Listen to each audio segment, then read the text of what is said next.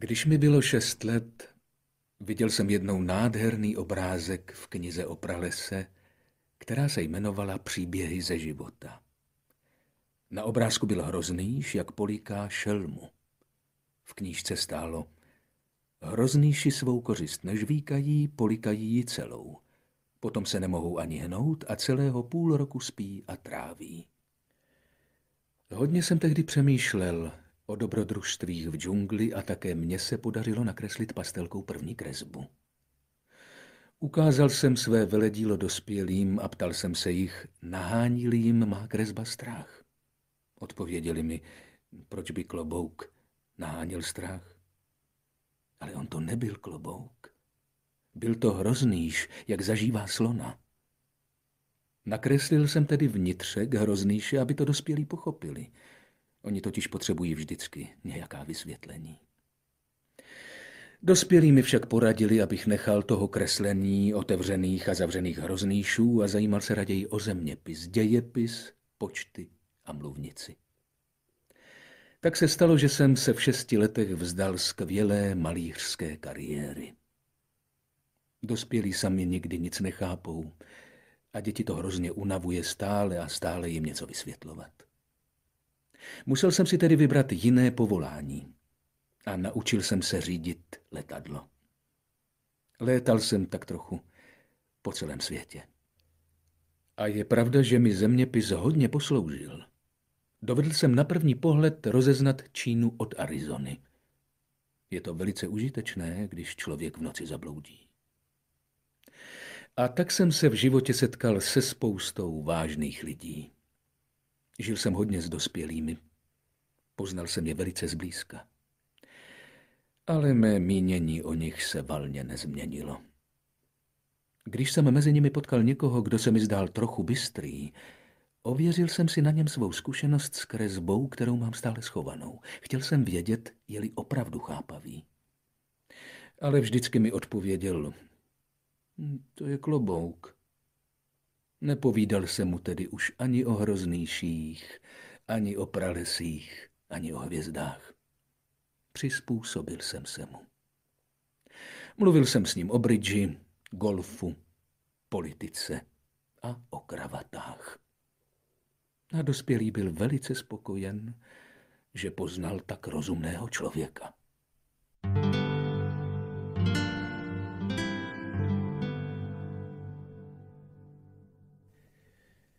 Tak jsem žil sám a neměl jsem nikoho, s kým bych si mohl opravdu popovídat. Tu jsem jednou před 6 lety v poušti na Sahaře porouchal motor. Něco se v něm polámalo. A poněvadž jsem neměl sebou mechanika ani cestující, chtěl jsem se do té nesnadné opravy pustit sám. Byla to pro mne otázka života nebo smrti. Měl jsem pitnou vodu sotva na týden.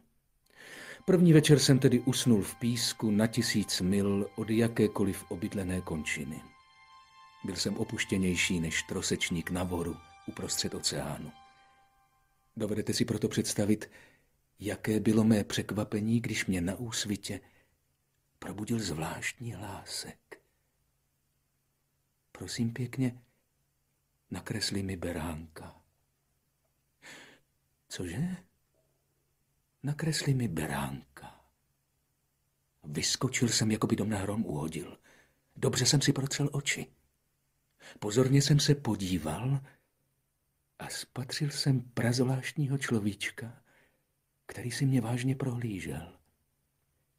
Udiveně jsem se díval na ten zjev.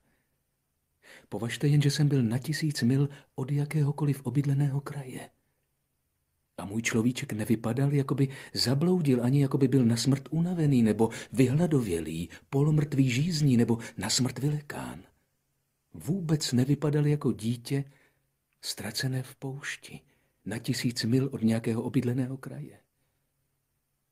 Když jsem konečně byl schopen promluvit, řekl jsem mu, ale co tu děláš?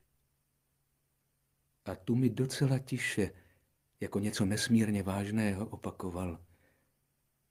Prosím pěkně, nakresli mi beránka.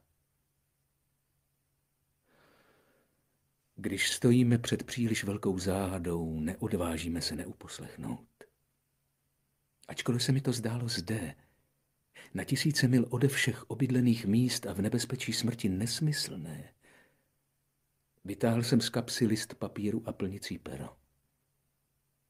A tu jsem si vzpomněl, že jsem studoval především zeměpis, dějepis, počty a mluvnici. A řekl jsem človíčkovi, trošku mrzu tě, že neumím kreslit. Odpověděl mi, to nevadí, nakresli mi beránka. Poněvadž jsem nikdy nekreslil beránka, nakreslil jsem mu jednu z těch 2 kreseb, které jsem uměl. Obrázek zavřeného hroznýše.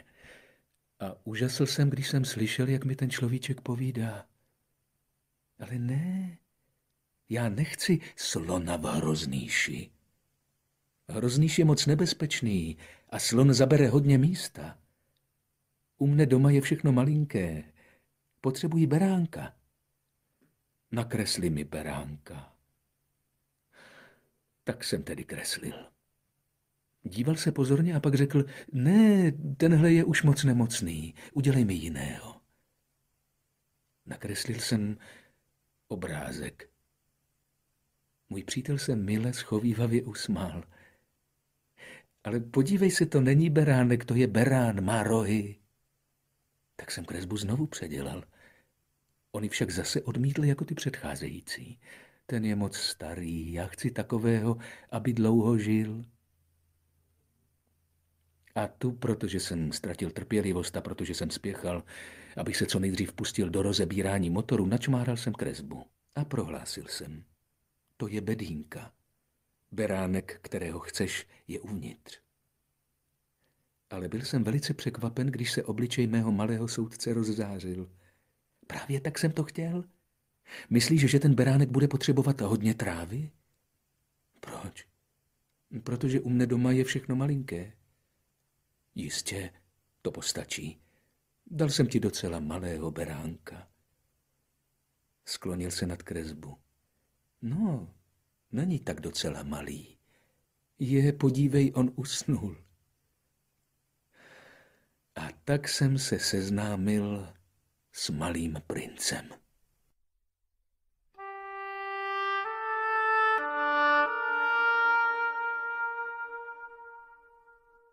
Dlouho to trvalo, než jsem pochopil, odkud přichází. Zdálo se, jako by malý princ, který se mě stále na něco vyptával, moje otázky nikdy neslyšel. Všechno mi poznenáhlu objasnila jen slova náhodně pronesená. Tak když poprvé spatřil mé letadlo, zeptal se mě, co to je za věc? To není věc, to létá. Je to letadlo. Moje letadlo. A byl jsem hrdý, že mohu říci, že létám. A tu zvolal, jejda, ty jsi spadl z nebe. Ano, odpověděl jsem skromně. To je divné. A malý princ se roztomile zasmál. To mě hrozně pohněvalo, chci, aby se mé nehody brali vážně. Potom dodal, tak ty taky přicházíš z nebe. Z které planety? Hned mi svitlo trochu světla do záhady jeho příchodu a rychle jsem se otázal. Ty tedy přicházíš z jiné planety? Neodpověděl mi. Zavrtěl mírně hlavou a stále se díval na mé letadlo. Pravda. Na tomhle si nemohl přijít z moc velké dálky. A nadlouho se ponořil do snění. Potom vyndal mého beránka z kapsy a zabral se do pozorování svého pokladu. Dovedete si představit, jakou zvědavost ve mně probudila jeho zmínka o jiných planetách. Pokusil jsem se proto dozvědět o tom více. Odkud přicházíš, človíčku? Kde je to tvé doma? Kam chceš odvést svého beránka? Na chvíli se zamyslil a pak odpověděl, dobře, že jsi mi dal tu bedínku. V noci to bude jeho domeček. Ovšem. A budeš-li hodný, dám ti také provázek, abys ho mohl ve dne přivázat. A kolík. Zdálo se, že tento návrh malého prince zarazil. Přivázat? To je ale divný nápad. Víš, když ho neuvážeš, půjde, kam mu napadne a ztratí se. A můj přítel se znovu zasmál. A kam pak by šel? Kamkoliv. Stále rovně. Tu malý princ vážně poznamenal. To nevadí, u mne je to velice malé. A tak trochu smutně dodal, když jde člověk stále rovně, daleko nedojde.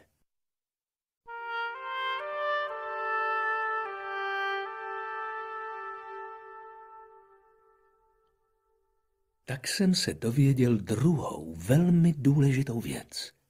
Že totiž planeta, odkud pochází, je sotva větší než dům. To mě nemohlo příliš překvapit. Dobře jsem věděl, že kromě velkých planet, jako jsou Země, Jupiter, Mars, Venuše, které dostaly jméno, existují ještě stovky jiných, které jsou někdy tak malé, že dá hodně práce spatřit je aspoň dalekohledem. Když hvězdář takovou planetu objeví, dá jí místo jména číslo. Nazve ji například asteroidem 3251. Mám vážné důvody domnívat se, že planeta, odkud přišel malý princ, je planetka B612.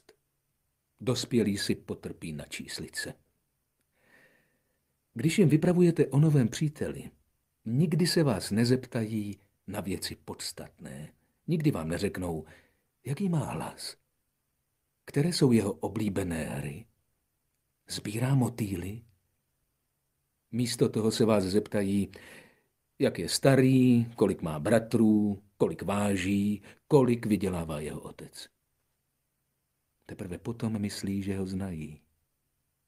Řeknete-li dospělým, viděl jsem krásný dům z červených cihel, za okny čapí nůsek a na střeše holuby, nedovedou si ho představit.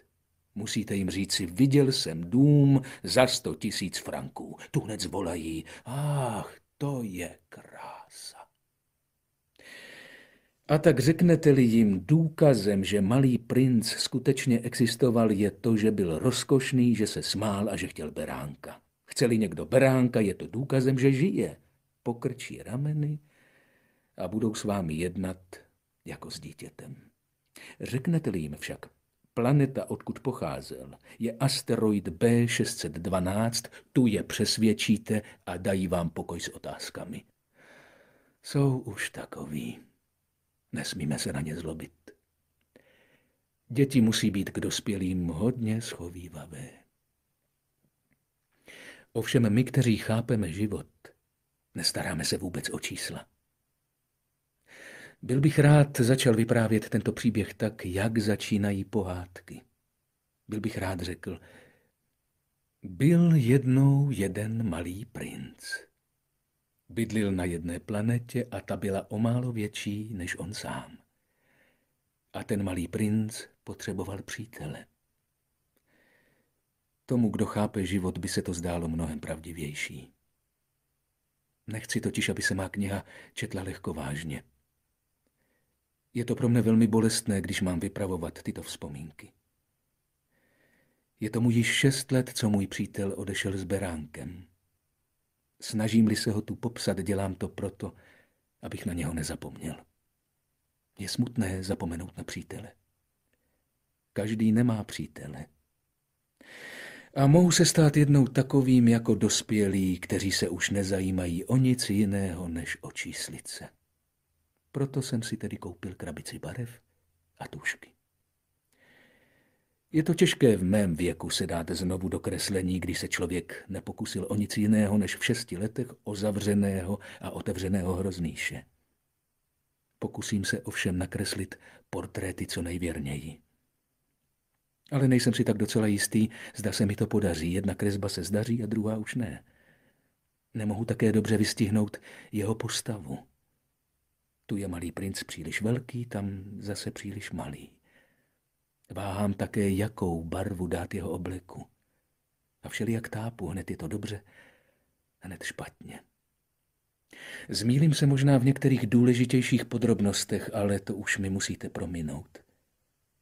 Můj přítel nikdy nic nevysvětloval. Asi myslel, že jsem takový jako on. Ale já bohužel nedovedu vidět beránky přes bedničku. Jsem snad trochu jako ti dospělí. Asi jsem zestárnul.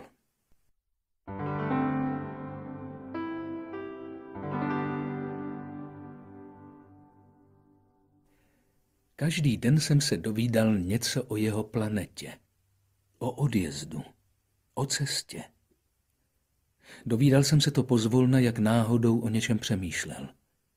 Tak jsem se třetího dne dověděl o dramatě baobabů. Tentokrát jsem za to vděčil zase beránkovi, neboť malý princ se mě náhle zeptal, jako by se ho zmocnili vážné pochyby. Je to pravda, že beránci okusují keře, viď? Ano, okusují. Ach, to jsem rád. Nepochopil jsem, proč je tak důležité, aby beránci okusovali keře, ale malý princ dodal, okusují tedy i baobaby? Upozornil jsem malého prince, že baobaby nejsou keře, ale stromy veliké jako kostely. A že i kdyby vzal sebou celé stádo slonů, nedokázali by sežrat jediný baobab. Myšlenka na stádo slonů malého prince rozesmála. Museli by stát jeden na druhém. Ale moudře poznamenal. Než baobaby vyrostou, jsou malé. Správně. A proč by měli tvoji beránci okusovat malé baobaby? To je ale divná otázka. Odpověděl, jako by šlo o něco samozřejmého.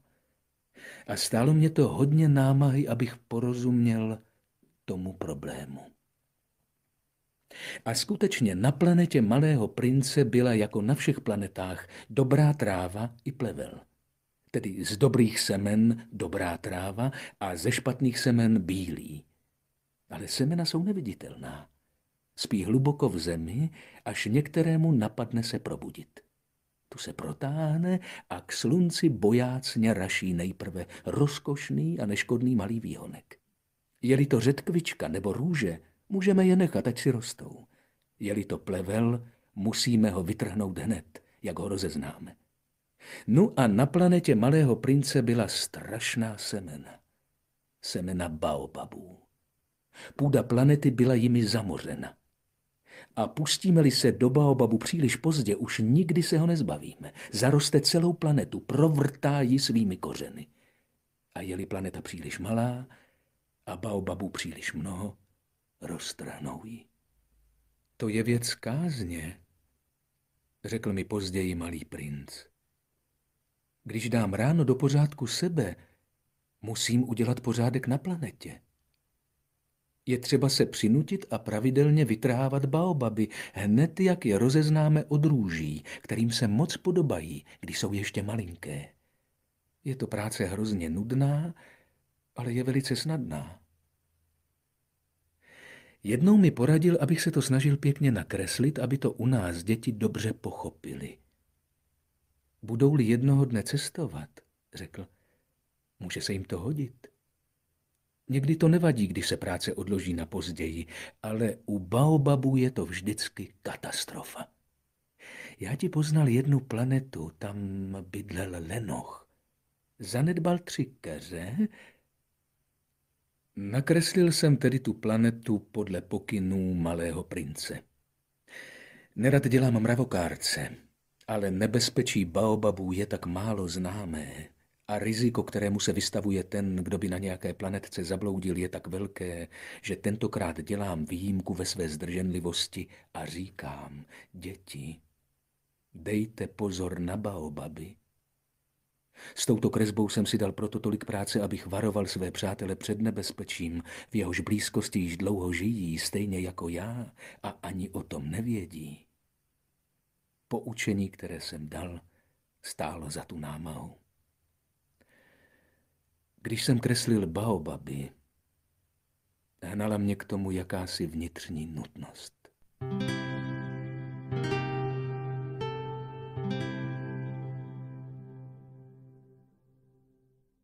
Ach, malý princi, tak jsem kousek po kousku pochopil tvůj teskný život.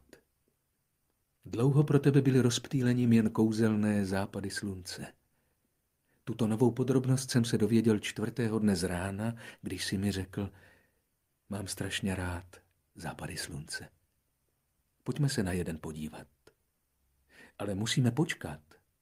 Počkat na co? Až bude slunce zapadat. Nejprve se zatvářil překvapeně a potom se sám sobě zasmál a řekl si mě, já pořád myslím, že jsem doma. Skutečně. Když je v Americe poledne, víme, že nad Francií slunce zapadá. Stačilo by, abychom se mohli odstnout za minutu ve Francii a viděli bychom západ slunce. Bohužel Francie je příliš daleko. Ale na tvé malinké planetě ti stačilo posunout židli o několik kroků a díval ses na soumrak, kdykoliv se ti zachtělo. Jednou jsem viděl slunce zapadat 43krát.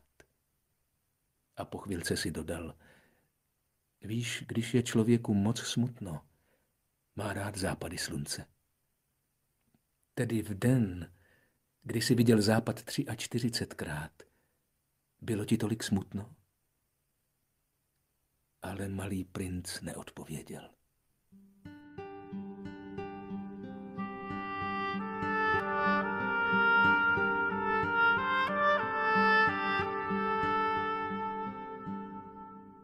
Pátého dne zase díky beránku odhalilo se mi tajemství života malého prince. Zeptal se mě náhle a bez úvodu, jako by jeho otázka byla výsledkem nějakého problému, o kterém dlouho tiše uvažoval. Když beránek okusuje keře, spásá také květiny? Beránek spase všechno, na co přijde. I květiny, které mají trny? Ano, i květiny, které mají trny. Tak načpak jsou ty trny? Nevěděl jsem. Měl jsem právě spoustu práce, protože jsem zkoušel odšroubovat příliš utažený svorník motoru. Působilo mi to plno starostí, neboť jsem přicházel na to, že porucha je asi velmi vážná. A poněvadž pitné vody ubývalo, obával jsem se nejhoršího. Nač jsou ty trny? Malý princ nikdy neustoupil od otázky, když ji jednou dal. Svorník mě zlobil a odpověděl jsem, co mě právě napadlo. Trny nejsou na nic. Od květin je to čirá zlomyslnost. Ale po chvilce mlčení odsekl trochu nevraživě. Nevěřím ti. Květiny jsou slabé, jsou naivní. Zabezpečují se, jak dovedou. Myslí si, že jsou strašné, když mají trny.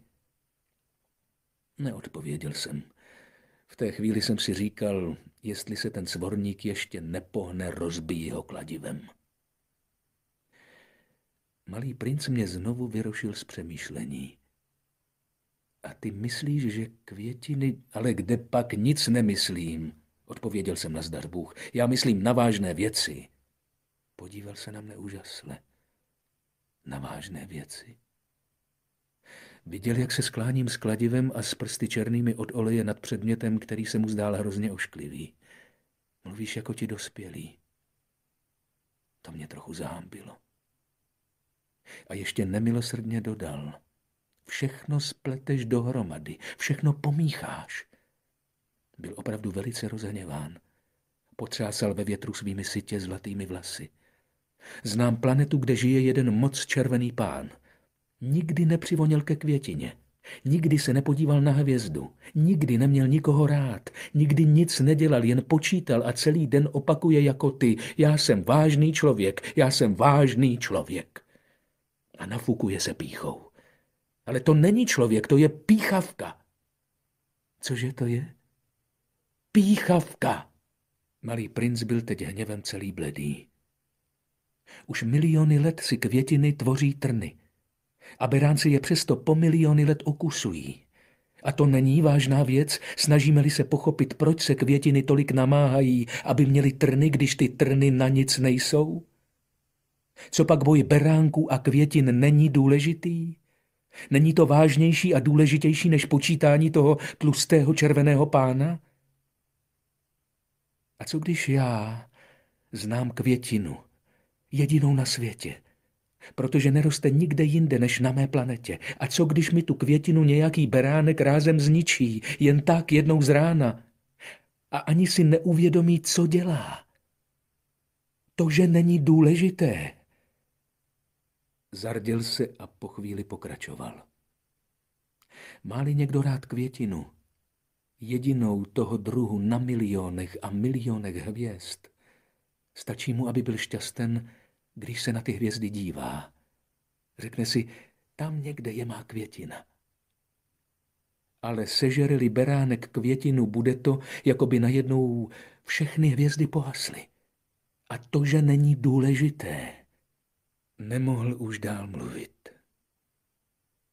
Propukl náhle v pláč. Nastala noc. Odhodil jsem nářadí.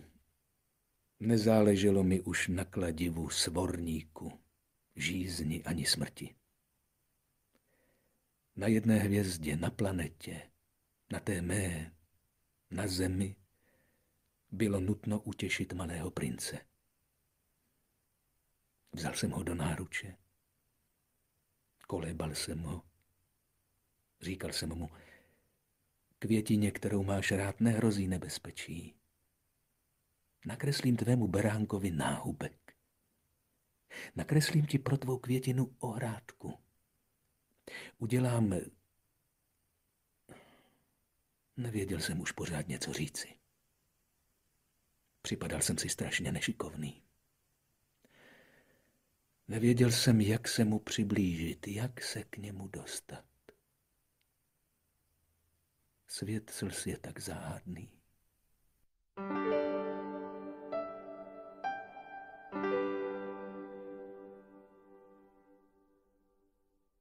Květinu malého prince jsem poznal velice brzy lépe. Na jeho planetě rostly vždy úplně prosté květiny, ozdobené jedinou řadou okvětních plátků. Nezabírali místo a nikoho nerušili. Jednoho rána se vždy objevili v trávě a potom večer uvadali. Ale tahle květina vyklíčila jeden den ze semene přivátého Bůh ví odkud. A malý princ bděl velmi pozorně nad tímto výhonkem, který se nepodobal jiným proutkům. Mohl to být nějaký nový druh baobabu. Keřík však náhle přestal růst a začal hnát do květu. Malý princ, který byl přitom, když vyrašil obrovský pupen, dobře tušil, že z něho vypučí něco zázračného. Ale květina se ve svém zeleném příbytku krášlila nekonečně dlouho. Pečlivě si vybírala barvy. Oblékala se pomalu, upravovala si okvětní plátek jeden po druhém. Nechtěla se ukázat celá pomačkaná jako vlčí máky. Chtěla se objevit až teprve v plné kráse. O ano, byla to parádnice. Její tajemná toaleta trvala mnoho a mnoho dní. Až jednoho rána se ukázala právě při východu slunce. A květina, která se tak pečlivě připravovala, řekla zívajíc: Ach, právě jsem se probudila. Promiňte, prosím, jsem ještě celá rozcuchaná. Malý princ nemohl v té chvíli skrýt svůj obdiv. Jak jste krásná. Že ano, odpověděla tiše květina. A přišla jsem na svět zároveň se sluncem. Malý princ správně uhodl, že není moc skromná, ale tolik dojímala. Myslím, že je čas posnídat, dodala po chvilce. Byl byste tak hodný a postaral se o mne? A malý princ celý zmaten šel pro konev s čerstvou vodou a obsloužil květinu. Tak ho velice brzy potrápila svou poněkud plachou marnivostí. Například jednoho dne, když mluvila o svých 4 trnech, řekla malému princi: Jen ať si přijdou tygři se svými drápy. Na mé planetě přece nejsou tygři, namítl malý princ. A tygři trávu ani nežerou. Já nejsem tráva, odpověděla jemně květina. Promiňte. Já se tygru vůbec nebojím, ale mám hrůzu z průvanu. Nemáte, prosím, nějakou zástěnu? Hrůzu z průvanu. Pro rostlinu to není právě šťastné, řekl si malý princ. S touhle květinou je potíž.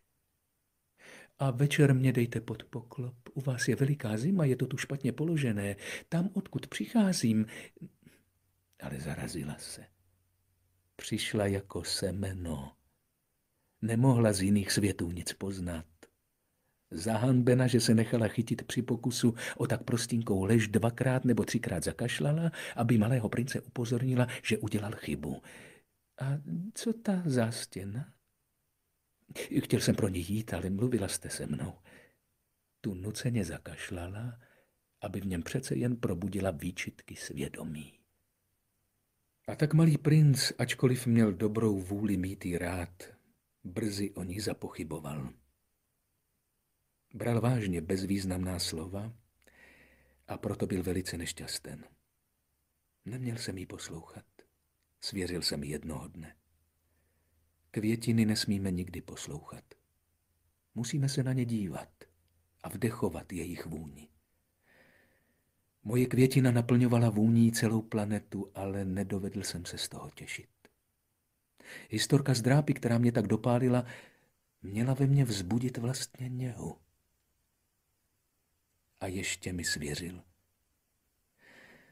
Tehdy jsem nedovedl nic pochopit. Měl jsem ji posuzovat podle jednání, ne podle slov. Obklopovala mě vůní a jasem. Neměl jsem, myslím, nikdy utéci. Měl jsem pod jejími chabými listmi vytušit něžnost. Květiny si tak odporují. Ale byl jsem příliš mladý, abych ji dovedl mít rád.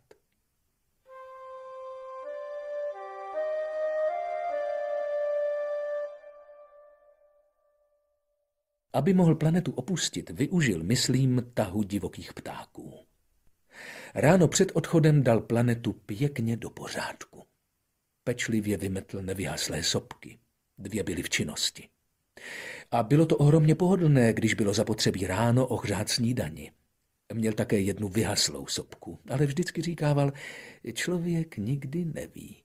A tak vymetl i tu vyhaslou. Jsou-li sopky dobře vymeteny, hoří mírně a pravidelně, nevybuchují.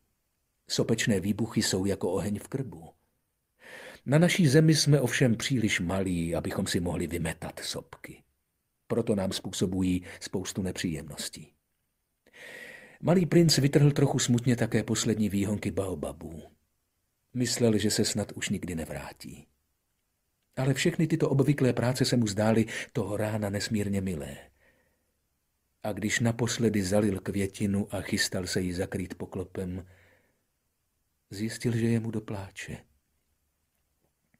S Bohem, řekl květině. Květina však neodpověděla. S Bohem, opakoval.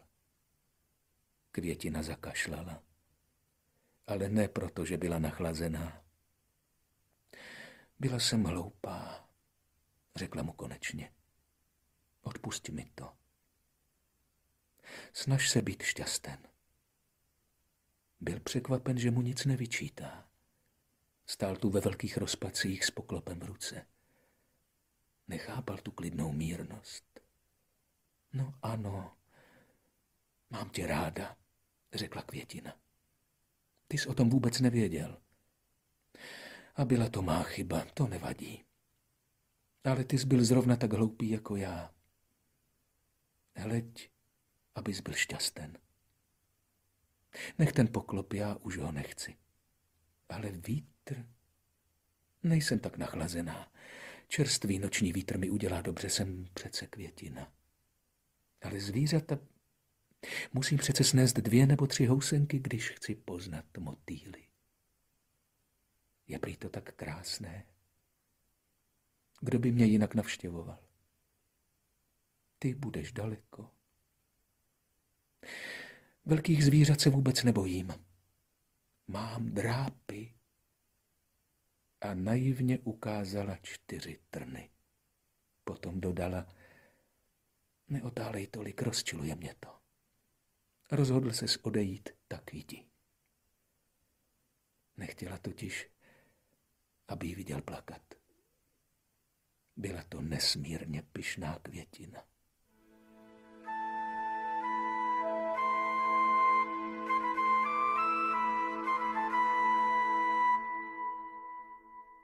Žil v oblasti asteroidů 325, 326, 327, 328, 329 a 330. Nejdříve se tedy vypravil na ně, aby tam hledal nějakou práci a poučení. Na prvním bydlel král.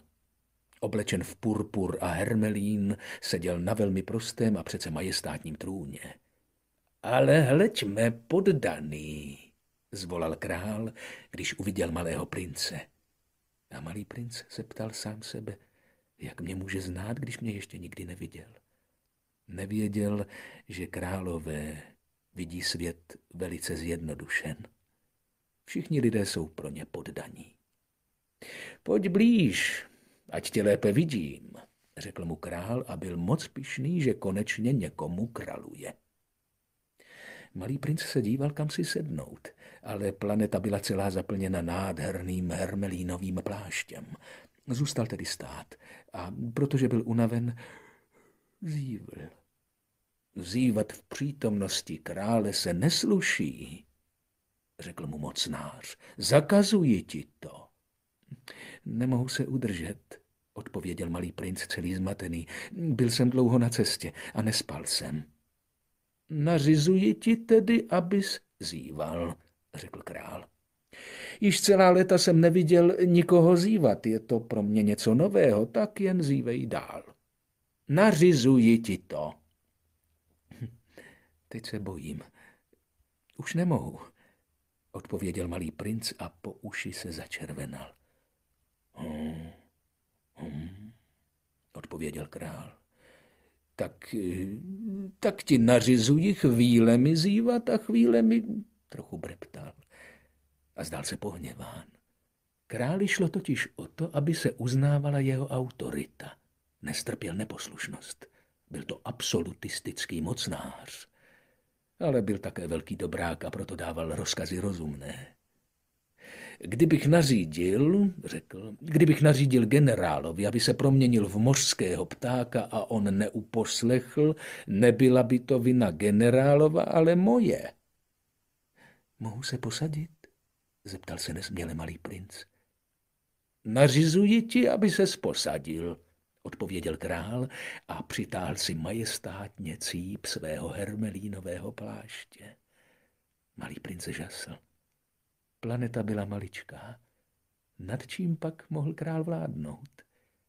Vaše veličenstvo, pravil, prosím o prominutí, že se vás ptám. Nařizuji ti, aby ses mě ptal, řekl honem král. Vaše veličenstvo, čemu vládnete? Všemu, odpověděl král velmi prostě. Všemu? Král rozvážně ukázal na svou planetu, na ostatní planety a na hvězdy. Tomu všemu? Ano, tomu všemu, odpověděl král. Byl to totiž vladař nejen absolutistický, ale i vševládnoucí. A hvězdy vás poslouchají? Ovšem, řekl mu král. Uposlechnou i hned, nesnesu nekázeň. Taková moc malého prince oslnila. Kdyby on jí měl, viděl by ne 44, ale 72 nebo 100 nebo dokonce 200 západů slunce v týž den, aniž by musel posunout židli. A poněvadž mu bylo trochu smutno při pomyšlení na jeho malou opuštěnou planetu, dodal si odvahy a požádal krále o jednu laskavost. Chtěl bych vidět západ slunce. Udělejte mi tu radost, nařiďte slunci, aby zapadlo.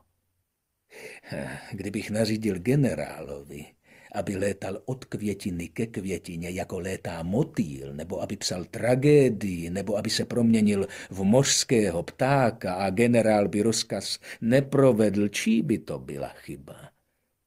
Vaše, odpověděl pevně malý princ. Správně, je třeba žádat od každého to, co může dát, odvětil král. Autorita závisí především na rozumu. Poručíš-li svému lidu, aby šel a vrhl se do moře, vzbouří se.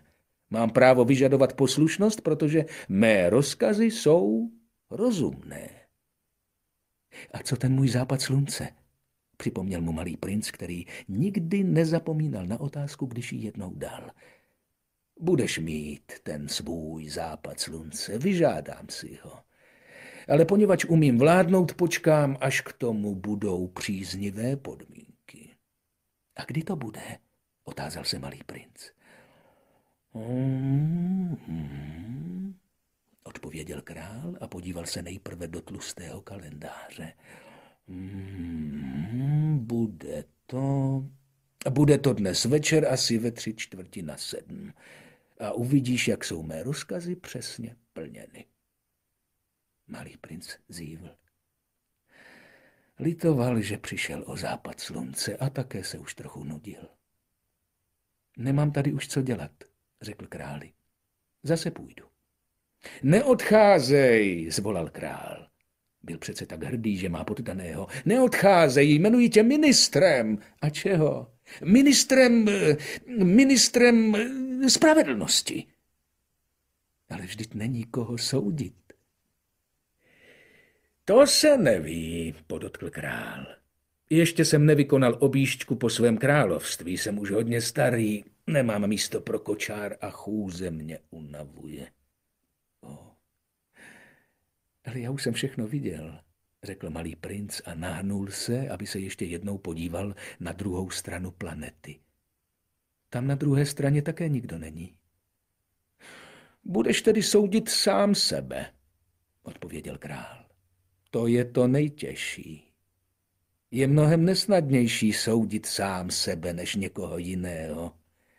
Jestli se ti podaří sám sebe dobře soudit, bude to znamenat, že jsi opravdu mudrc. Jenže soudit sebe mohu kdekoliv, na to nemusím bydlet tady. Odvětil král. Myslím, že na mé planetě je někde stará krysa. Slyším ji vždy v noci. Můžeš soudit tu starou krysu. Občas ji odsoudíš na smrt, tak bude její život záviset na tvé spravedlnosti. Ale udělíš jí pokaždé milost, aby si ji ušetřil.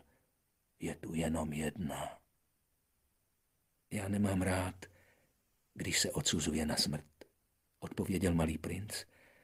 Já opravdu myslím, že odejdu. Ne, řekl král. Ale malý princ dokončil přípravy a nechtěl už starého vladaře trápit. Kdyby si vaše výsost přála, aby se jí přesně uposlechlo, mohla by mi dát rozumný rozkaz. Mohla by mi například nařídit, abych se vzdálil dříve, než uplyne minuta. Zdá se mi, že podmínky jsou příznivé. Poněvadž král neodpovídal, malý princ nejprve zaváhal, potom si vzdychl a vydal se na cestu. Jmenuji tě svým vyslancem, volal za ním spěšně král. Tvářil se velice pánovitě. Dospělí jsou hrozně zvláštní, pomyslel si cestou malý princ.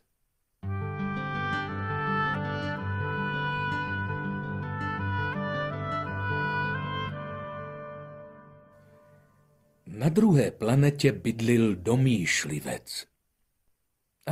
Hleďme, přichází mě navštívit nějaký obdivovatel, zvolal z dálky domýšlivec, jakmile malého prince spatřil. Domýšlivci vidí totiž ve všech lidech obdivovatele. Dobrý den, řekl malý princ. Vy máte ale divný klobouk. To proto, abych mohl zdravit, odpověděl domýšlivec. Abych mohl zdravit, když mě s jásotem vítají. Bohužel tudy nikdy nikdo nejde. Tak, odvětil malý princ, protože nepochopil. Zatleskej, poradil mu tedy domýšlivec. Malý princ zatleskal. Domýšlivec pozvedl klobouk a skromně pozdravil. To je zábavnější než návštěva u krále, řekl si v duchu malý princ a začal znovu tleskat. Domýšlivec znovu zdravil a smekal. Ale když to tak dělal malý princ 5 minut, unavil se jednotvárností hry. A co se musí dělat, aby klobouk spadl? Zeptal se. Domýšlivec ho však neslyšel. Domýšlivci slyší pouze chválu. Skutečně se mi hodně obdivuješ? Zeptal se malého prince. Co to znamená obdivovat se? Obdivovat se znamená uznat, že jsem člověkem nejkrásnějším, nejlépe oblečeným, nejbohatším a nejinteligentnějším na planetě. Ale vždyť si na planetě sám. Udělej mi tu radost a přesto se mi obdivuj. Obdivuji se ti, řekl malý princ. a pokrčil trochu rameny. Ale jak tě to může zajímat? A malý princ zmizel. Dospělí jsou rozhodně strašně zvláštní, řekl si jen v duchu cestou.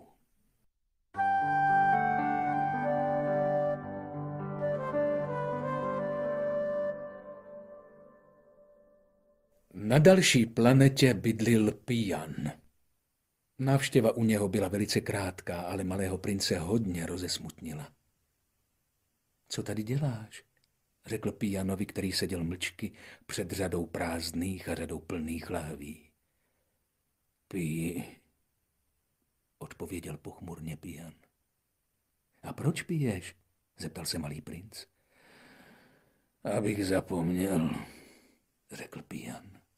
Nač, abys zapomněl, vyzvídal malý princ a už ho začínal litovat. Abych zapomněl, že se stydím, přiznal se Pijan a sklonil hlavu.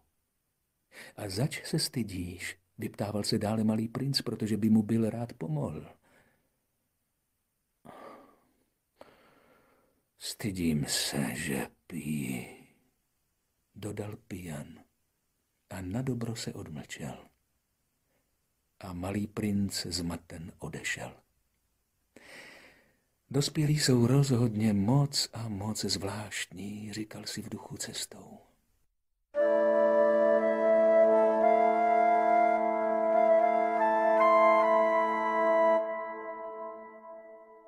Na 4. planetě bydlil businessman. Byl to člověk tak zaměstnaný, že při příchodu malého prince nezvedl ani hlavu. Dobrý den, pozdravil ho malý princ. Vyhasla vám cigareta. 3 a 2, 5, 5 a 7, 12, 12 a 3, 15. Dobrý den. 15 a 7, 22, 22 a 6, 28. Nemám čas ji znovu zapálit. 26 a 5, 31. Dělá to tedy 501 622 731. 500 milionů čeho? Cože? Aha, ty si tu ještě 500 milionů, už nevím čeho, mám tolik práce, já jsem vážný člověk, nebavím se hloupostmi, 2 a 5 je 7. Čeho 500 milionů? Opakoval malý princ, protože se nikdy v životě nevzdal otázky, kterou jednou dal. Businessman zvedl hlavu. Za celých 54 let, co bydlím na této planetě, jsem byl vyrušen jen 3krát. Poprvé před 22 lety chroustem, který spadl Bůh ví odkud. Hrozně hlučel a já jsem se 4krát spletl v sečítání. Po druhé to bylo před 11 lety. Měl jsem tehdy revmatický záchvat, chybí mi pohyb, nemám čas se jen tak potloukat, jsem přece vážný člověk. A po třetí zrovna teď. Říkal jsem tedy 500 milionů. Milionů čeho? Businessman pochopil, že nemá žádnou naději na klid. Milionu věciček, které vidíme někdy na obloze. Much? Ale ne, věciček, které se třpytí. Včel?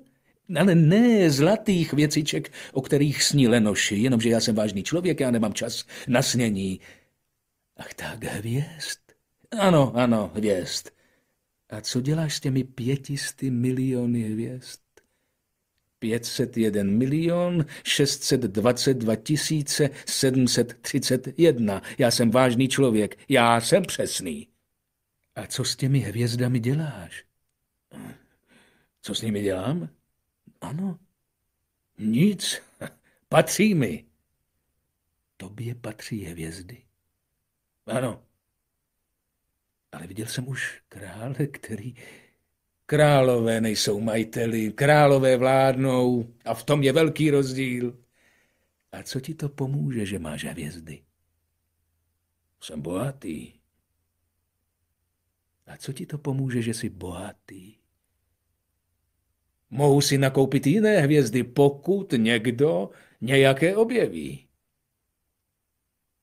Tenhle člověk rozumuje trochu jako ten můj opilec, řekl si v duchu malý princ a přesto se ptal dál. Jak nám mohou patřit hvězdy? A komu patří?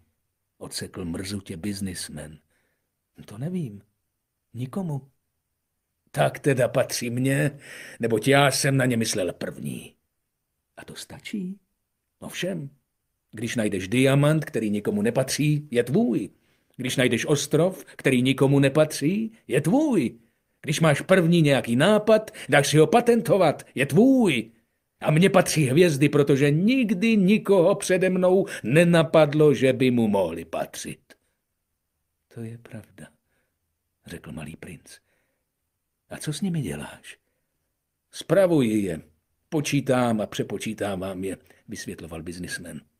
Není to zrovna snadné, ale já jsem vážný člověk. Malému princi to ještě nestačilo. Patří-li mi hedvábný šátek, mohu si ho dát na krk a odnést ho.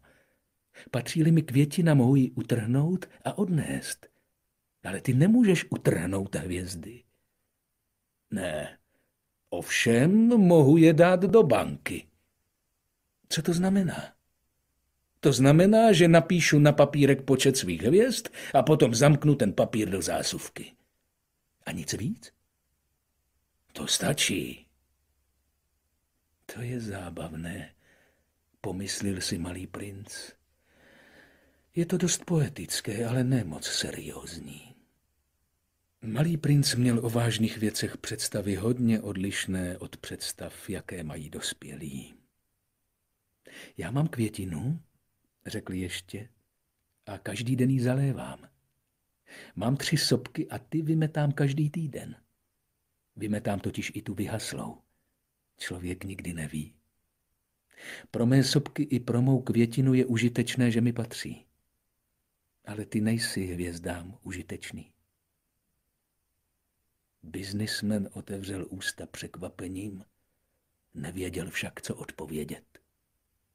A malý princ zmizel. Dospělí jsou rozhodně podivní, řekl si jen v duchu cestou.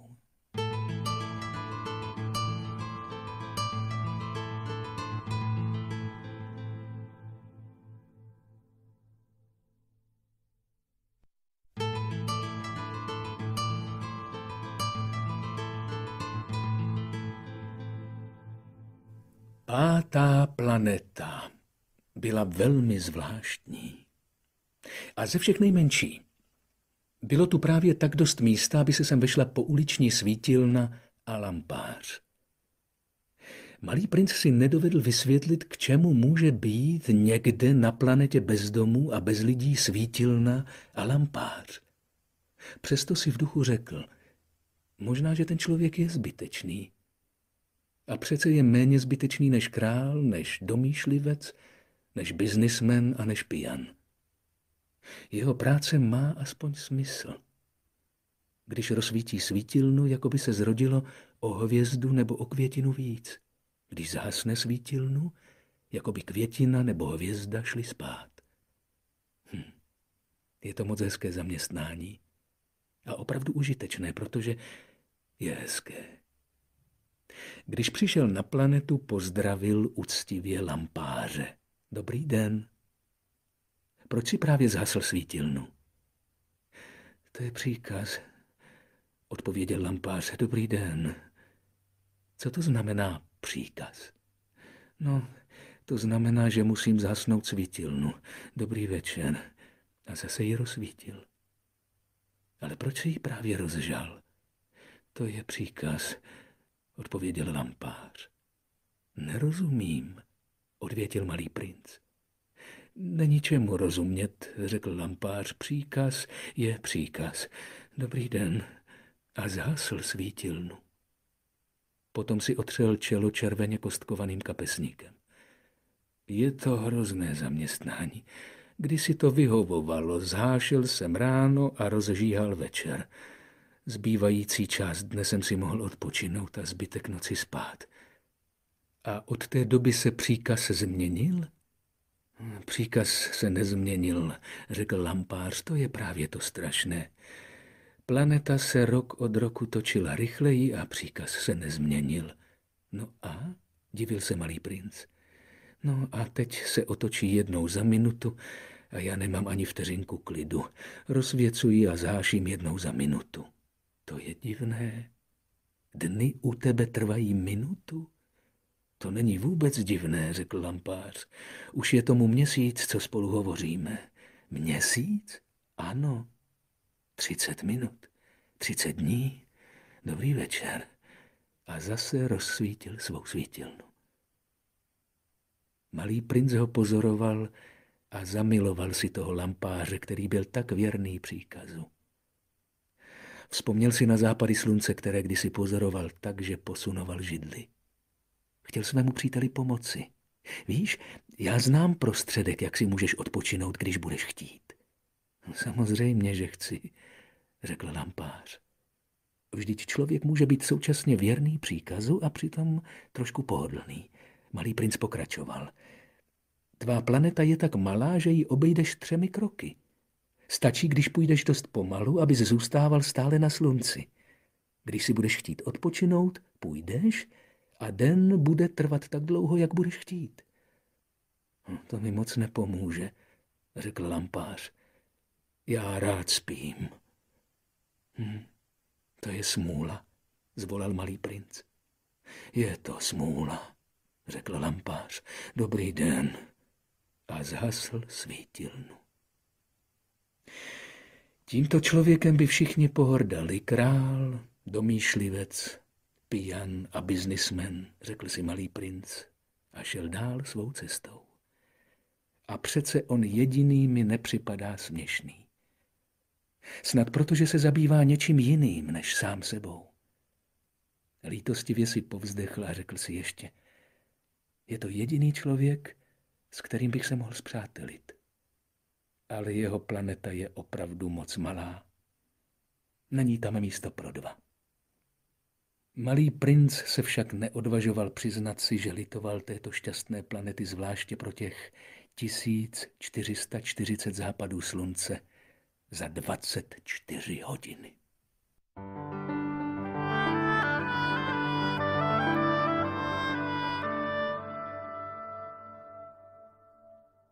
Šestá planeta byla 10krát větší. Bydlil na ní starý pán a spisoval obrovské knihy. Ale hleďme, badatel, zvolal, když spatřil malého prince. Malý princ se posadil na stůl a byl trochu udýchán. Tolik se už nacestoval. Odkud přicházíš? Zeptal se ho starý pán. Co je to za tlustou knihu? Řekl malý princ. Co tu děláte? Jsem zeměpisec, odpověděl starý pán. Co to je zeměpisec? To je vědec, který ví, kde jsou moře, veletoky, města, hory a pouště. Opravdu moc zajímavé, řekl malý princ. Konečně opravdové zaměstnání. A rozhlédl se kolem sebe po zeměpiscově planetě. Ještě nikdy neviděl tak vznešenou planetu. Vaše planeta je moc hezká. Jsou tu oceány? To nemohu vědět, řekl zeměpisec. Ach, malý princ byl zklamán. A hory? To nemohu vědět, odpověděl zeměpisec. A města a řeky a pouště? To také nemohu vědět, řekl zeměpisec. Vždyť jste zeměpisec. Ovšem, řekl zeměpisec, ale nejsem badatel. A nemám žádné badatele. Zeměpisec nikdy nepočítá města, řeky, hory, moře, oceány a pouště. Zeměpisec je příliš důležitý, než aby se mohl toulat. Neopouští svůj psací stůl, ale přijímá návštěvy badatelů. Vyptává se jich a zapisuje jejich vzpomínky. A když se zdají vzpomínky některého z nich zajímavé, dá vyšetřit mravní úroveň badatele. Nač to? Protože badatel, který by lhal, způsobil by v zeměpisných knihách hotové katastrofy. A také badatel, který by příliš pil. Jak to? Zeptal se malý princ. Protože opilci vidí dvojmo. Zeměpisec by pak mohl zaznamenat 2 hory, kde je jen 1. Znám někoho, řekl malý princ, kdo by byl špatným badatelem. To je možné. Když se tedy zdá mravní úroveň badatele dobrá, jeho objev se přezkouší. Jde se tam někdo podívat? Ne, to je příliš složité, ale požaduje se od badatele, aby podal důkazy. Objeví-li například nějakou velkou horu, musí odtamtud přinést velké kameny. Zeměpisec se náhle rozohnil. Ale ty přicházíš zdaleka, ty jsi badatel, popiš mi svou planetu. A zeměpisec si rozevřel knihu záznamů a ořezal tužku.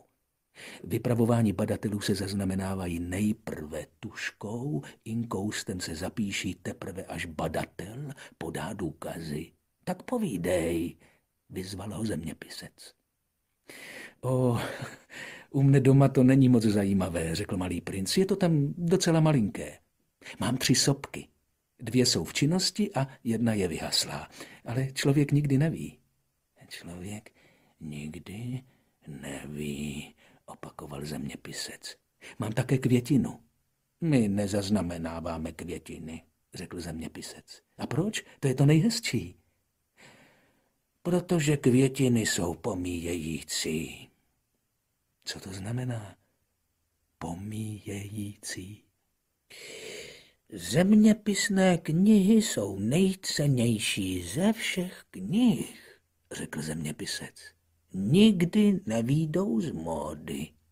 Stane se velmi zřídka, aby hora změnila místo.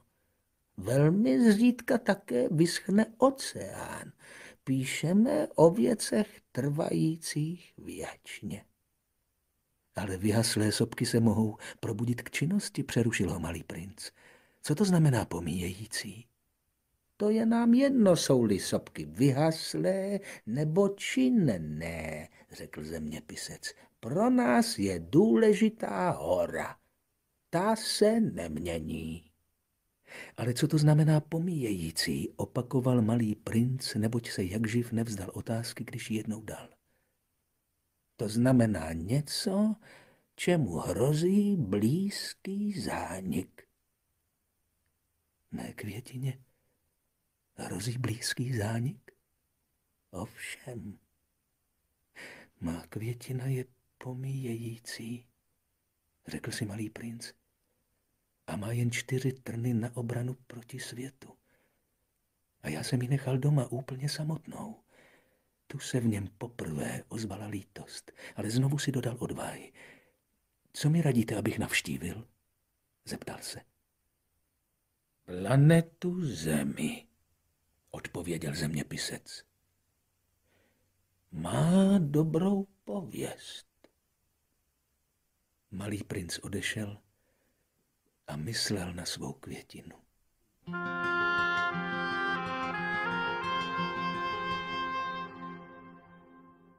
Sedmá planeta byla tedy Země. Země není jen tak ledajaká planeta. Jsou na ní asi 2 miliardy dospělých. A mezi nimi 111 králů, počítáme-li ovšem i černošské krále, 7 000 zeměpisců, 900 000 biznismenů, 7,5 milionu opilců a 311 milionů domýšlivců. Abyste si dovedli představit rozměry Země, řeknu vám, že před vynálezem elektřiny bylo třeba na všech 6 pevninách vydržovat celou armádu 462 511 lampářů. Na toho, kdo viděl Zemi trochu z dálky, dělalo to ohromný dojem. Pohyby této armády byly řízeny jako operní balet. Nejprve přišli na řadu lampáři na Novém Zélandě a v Austrálii. A ti, když rozžali lampy, šli spát. Po nich nastoupili do toho reje lampáři v Číně a na Sibiři, potom také oni obratně zmizeli za kulisami. Tu do toho nastoupili lampáři ruští a indičtí, potom afričtí a evropští, na to jihoameričtí a pak severoameričtí. A nikdy se nezmýlili v pořadí nástupu na scénu. Bylo to velkolepé. Pouze lampář jediné svítilny na severním pólu a jeho kolega na jižním pólu vedli lenivý a bezstarostný život. Pracovali 2krát do roka.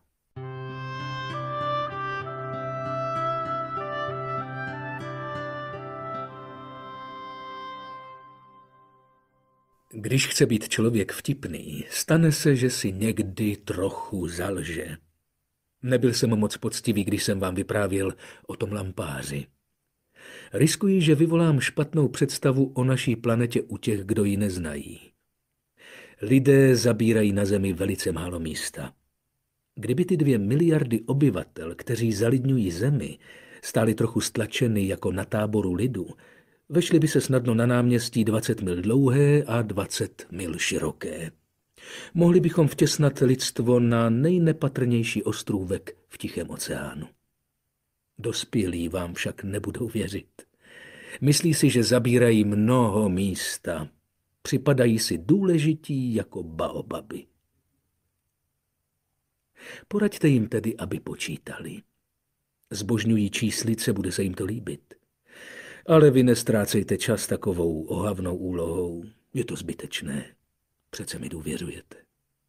Když byl tedy malý princ na Zemi, byl velice překvapen, že nikoho nevidí.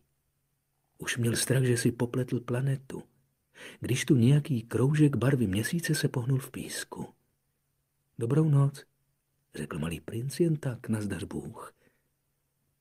Dobrou noc, odpověděl had. Na kterou planetu jsem to spadl?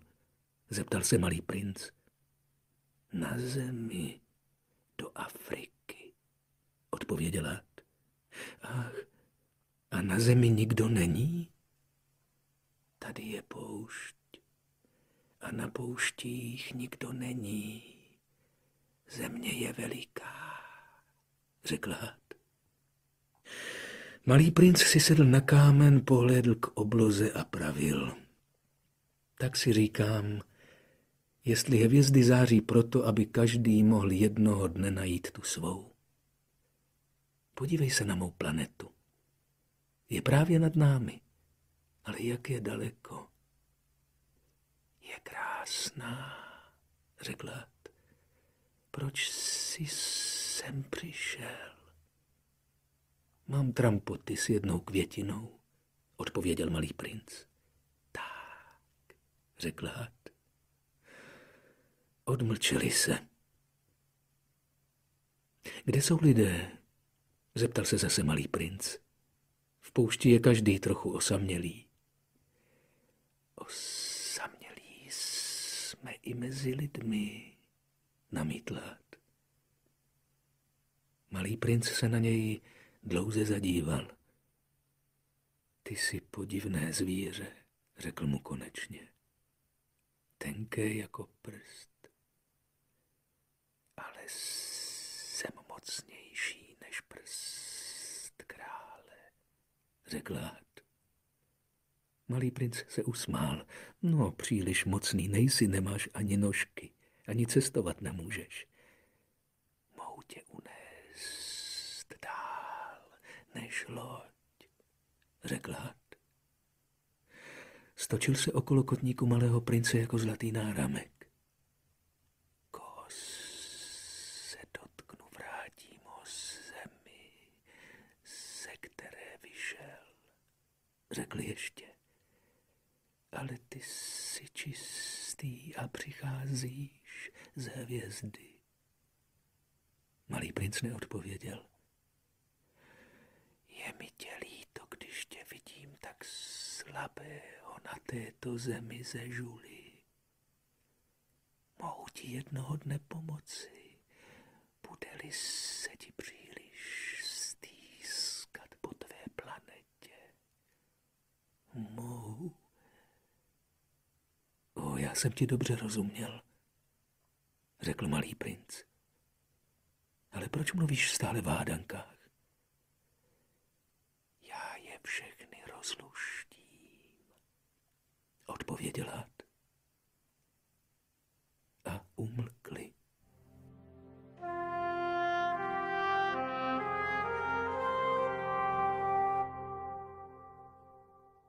Malý princ přešel poušť a setkal se jen s jedinou květinou. Byla to květina s 3 okvětními plátky, úplně bezvýznamná květina. Dobrý den, řekl malý princ. Dobrý den, řekla květina. Kde jsou lidé? Zeptal se zdvořile malý princ. Květina viděla jednoho dne přejít nějakou karavanu. Lidé? Je jich, myslím, 6 nebo 7. Je tomu již mnoho let, co jsem je spatřila. Kdo ví, kde asi jsou. Vítr jimi povívá, nemají kořeny a to jim velice vadí. S Bohem, řekl malý princ. S Bohem, odpověděla květina.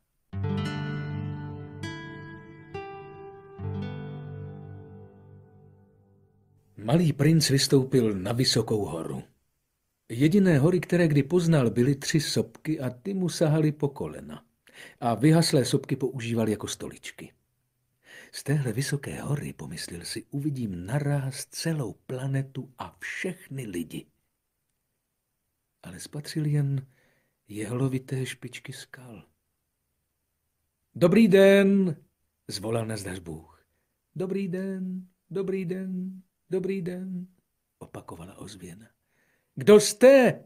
Řekl malý princ. Kdo jste? Kdo jste? Kdo jste? Opakovala ozvěna. Buďme přátelé, jsem tak sám, řekl. Jsem tak sám, jsem tak sám, jsem tak sám, opakovala ozvěna. Pomyslel si tedy, to je nějaká divná planeta, je celá vyprahlá, celá zašpičatělá a slaná a lidé nemají představivost. Opakují, co se jim řekne. Doma jsem měl květinu a ta mluvila vždycky první.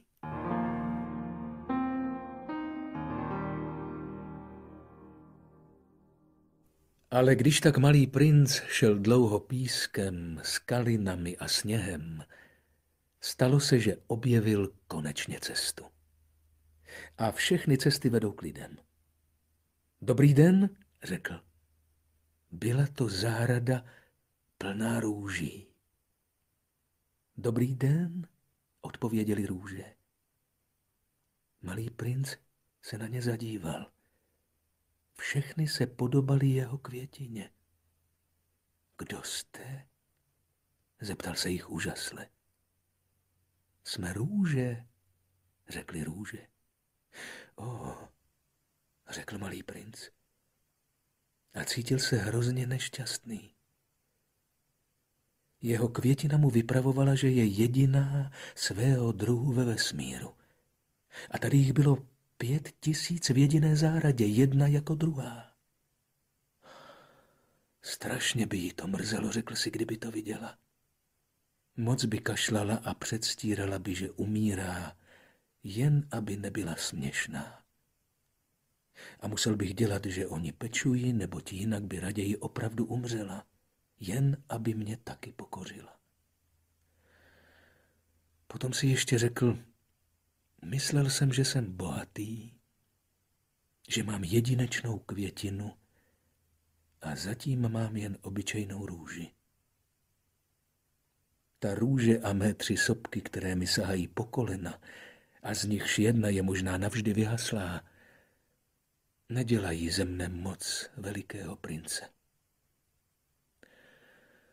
A lehl si do trávy a plakal.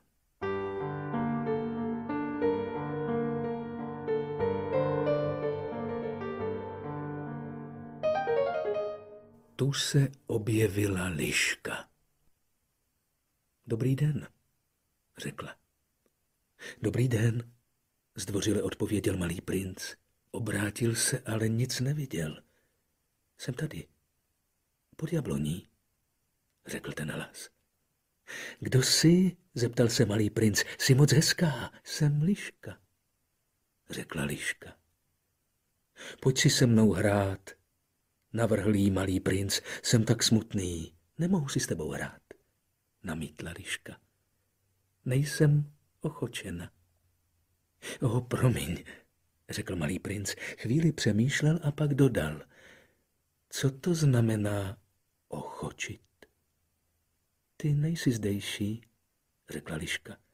Co tu hledáš? Hledám lidi, odpověděl malý princ. Co to znamená ochočit? Lidé, řekla liška, mají pušky a loví zvířata. To je hrozně nepříjemné. Pěstují také slepice, je to jejich jediný zájem. Hledáš slepice? Ne, řekl malý princ. Hledám přátele. Co to znamená ochočit? Je to něco, na co se moc zapomíná, odpověděla liška. Znamená to vytvořit pouta.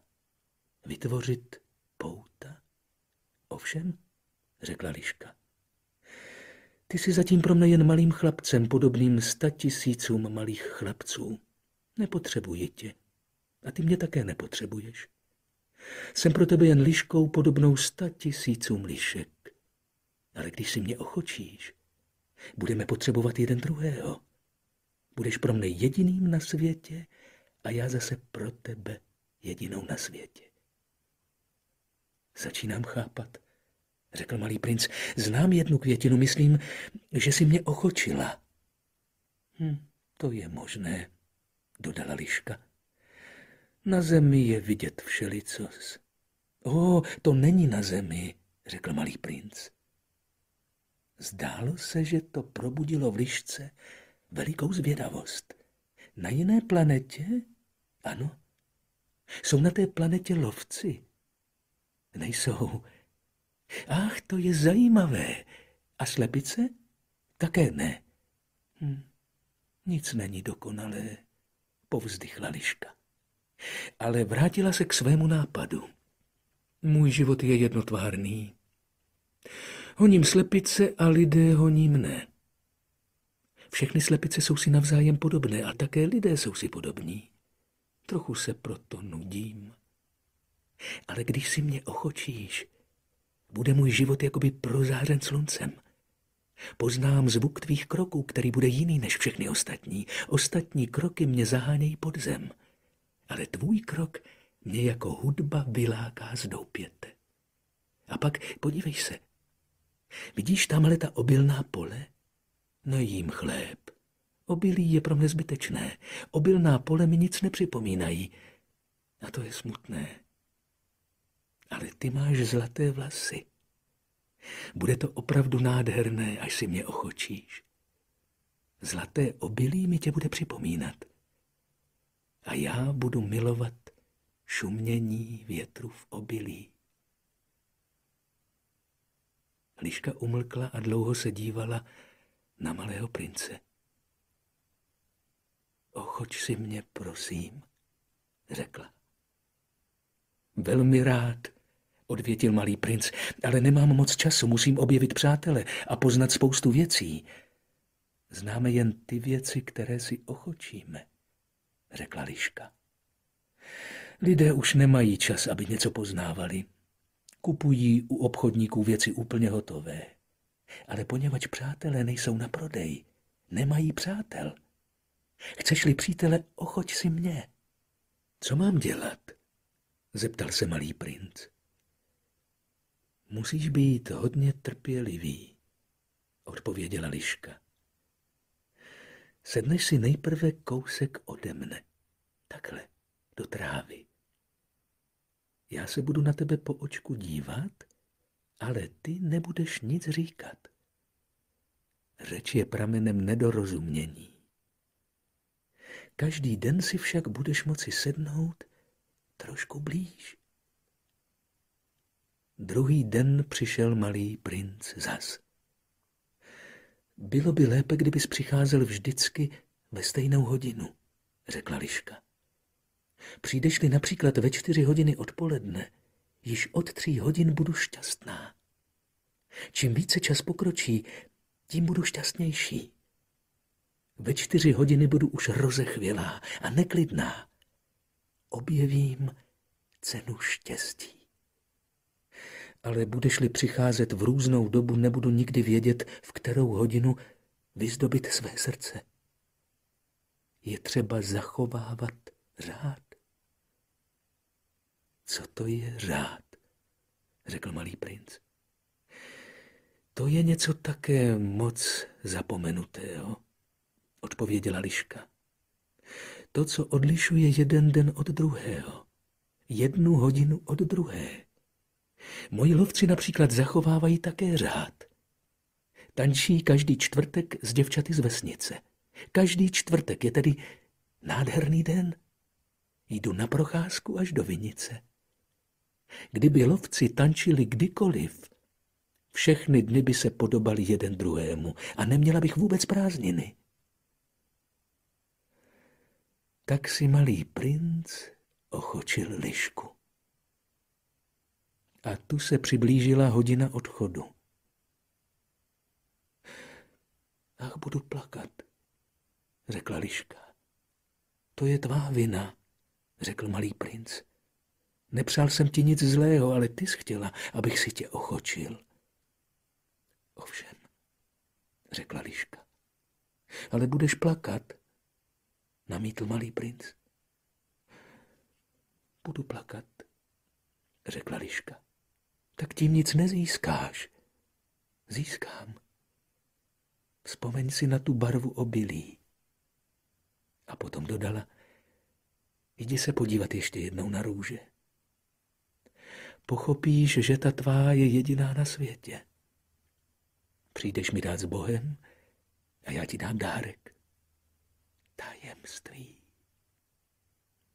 Malý princ odběhl podívat se znovu na růže.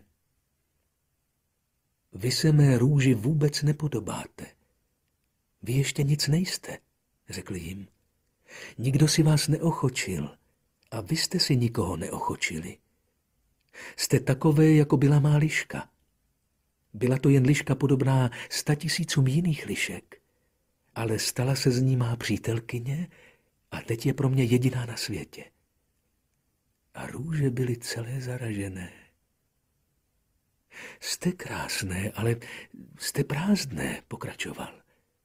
Není možné pro vás umřít.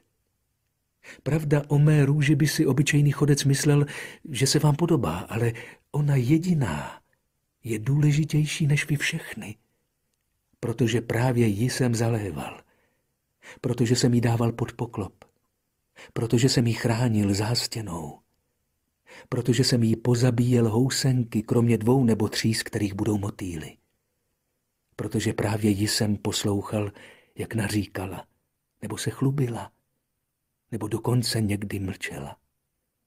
Protože je to má růže. A vrátil se k lišce. S Bohem, řekl.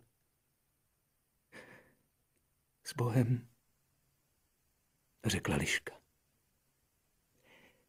Tady je to mé tajemství. Úplně prostinké. Správně vidíme jen srdcem. Co je důležité, je očím neviditelné. Co je důležité, je očím neviditelné, opakoval malý princ, aby si to zapamatoval. A pro ten čas, který si své růži věnoval, je ta tvá růže tak důležitá. A pro ten čas, který jsem své růži věnoval, řekl malý princ, aby si to zapamatoval. Lidé zapomněli na tuto pravdu, řekla liška. Ale ty na ní nesmíš zapomenout. Stáváš se navždy zodpovědným za to, co jsi k sobě připoutal. Jsi zodpovědný za svou růži. Jsem zodpovědný za svou růži, opakoval malý princ, aby si to zapamatoval.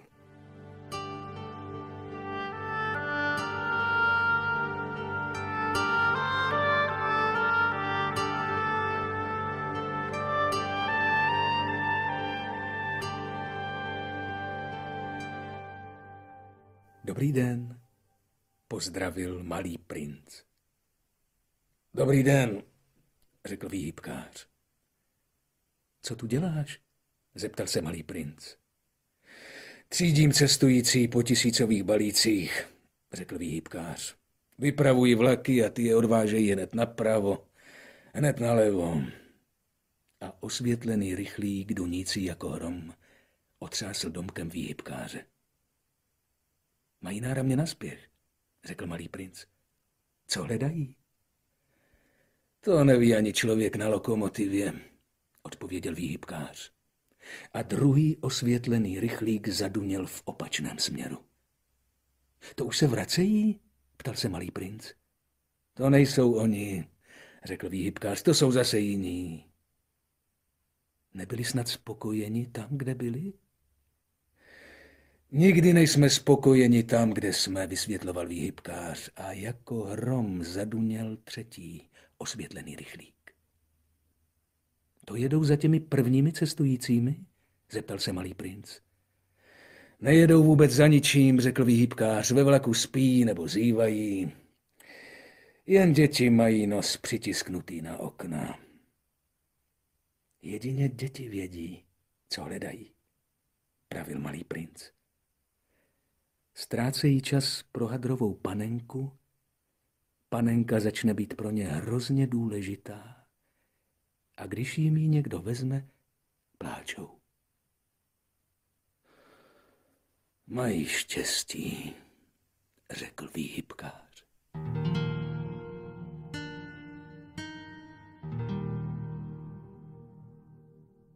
Dobrý den, pozdravil malý princ. Dobrý den, řekl obchodník. Byl to obchodník s patentními pilulkami utišujícími žízeň. Když člověk polkne jednu týdně, nemusí už pít. Proč to prodáváš? Zeptal se malý princ. Je to velká úspora času, odpověděl obchodník. Znalci to vypočítali, ušetří se 53 minuty za týden. A co se udělá s těmito 53 minutami? Co kdo chce? Kdybych já měl 53 minuty nazbyt, řekl si malý princ, šel bych docela pomaloučku ke studánce.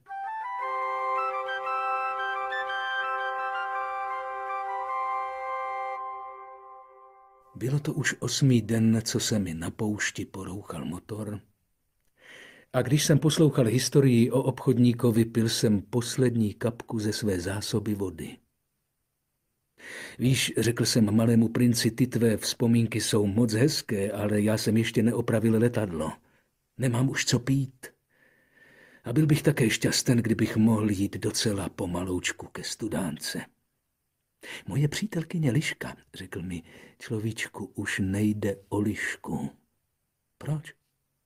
Protože umřeme žízní.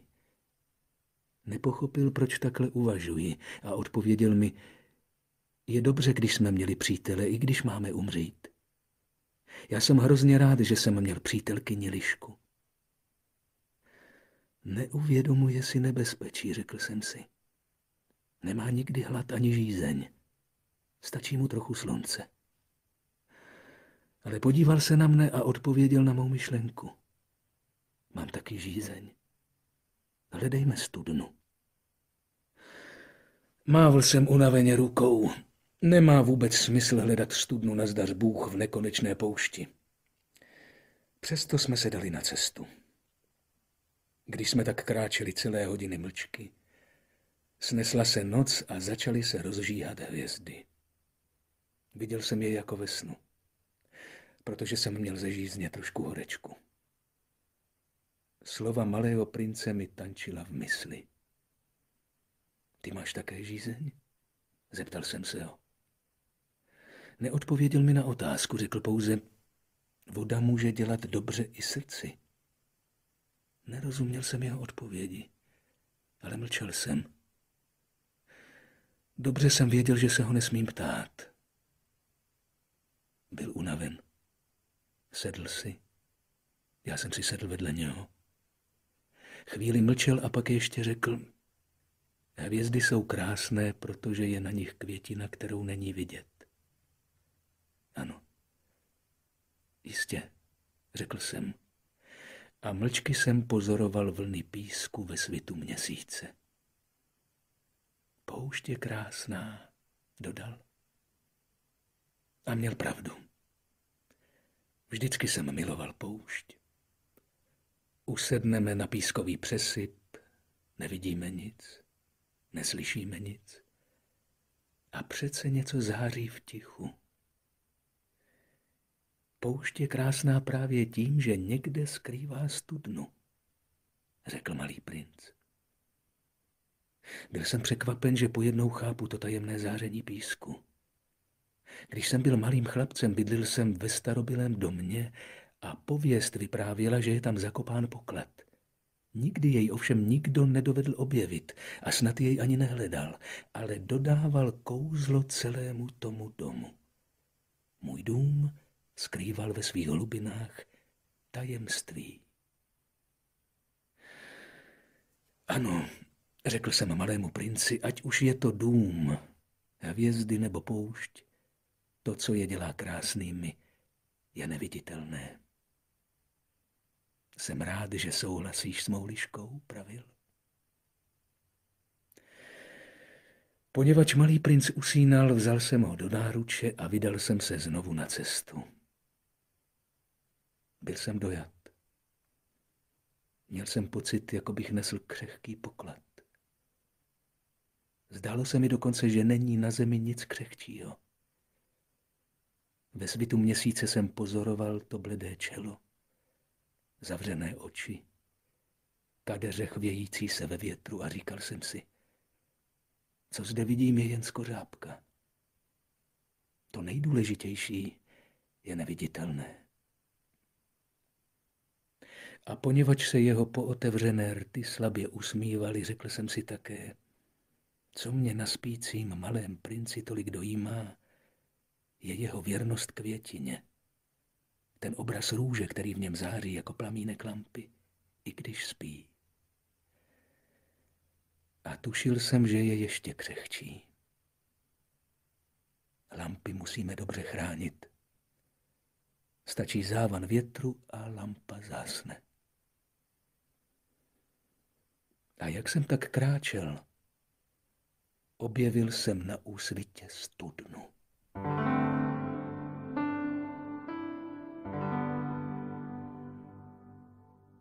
Lidé se natlačí do rychlíků, řekl malý princ, ale potom už nevědí, co hledají.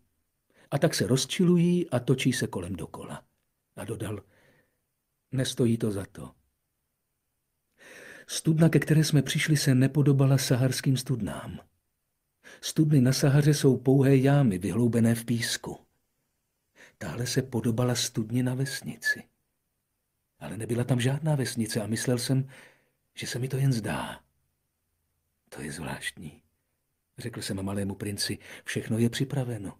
Rumpál, vědro i provaz. Zasmál se, dotkl se provazu a uvedl rumpál do pohybu. A rumpál skřípal, jako skřípe stará korouhovička, když vítr dlouho spal.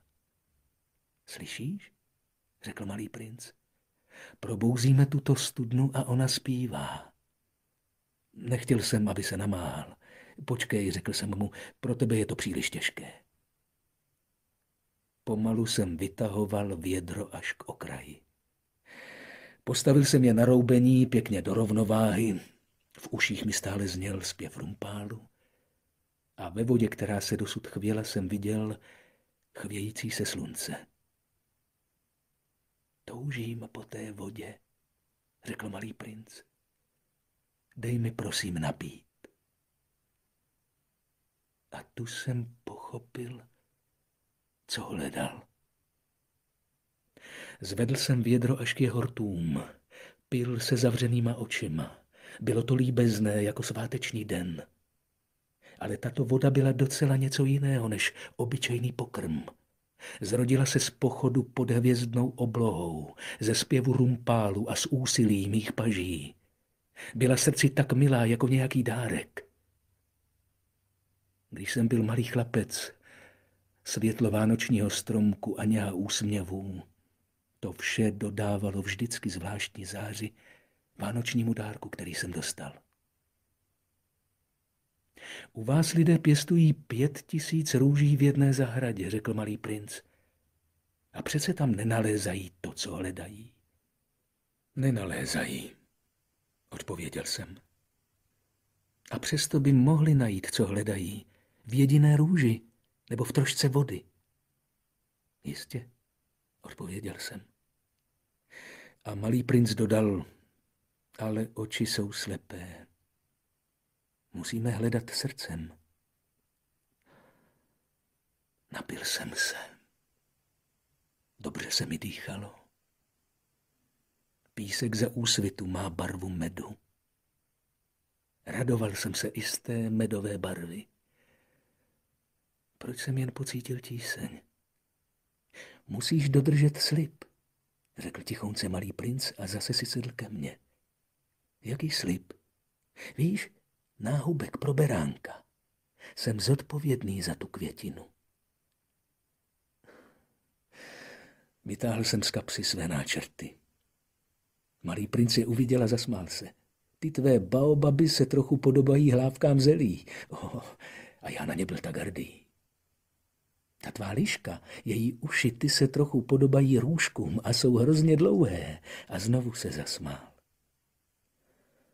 Jsi nespravedlivý, človíčku. Neuměl jsem kreslit nic jiného než zavřené a otevřené hroznýše.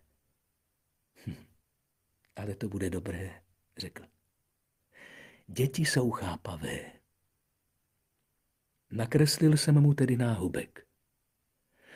Když jsem mu ho podával, měl jsem srdce sevřené.